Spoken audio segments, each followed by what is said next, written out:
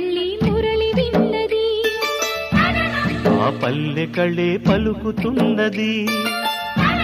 ఆ జానపదం జల్లుమన్నది ఆ జానజతై అల్లుకున్నది మొగలి పువ్వు మహారాజుకి మొదటి కానుక ఎదను పరిచి వేసేయన ప్రణయ వేదిక మల్లె నవ్వు మారాణి ఈ గొల్ల గోపిక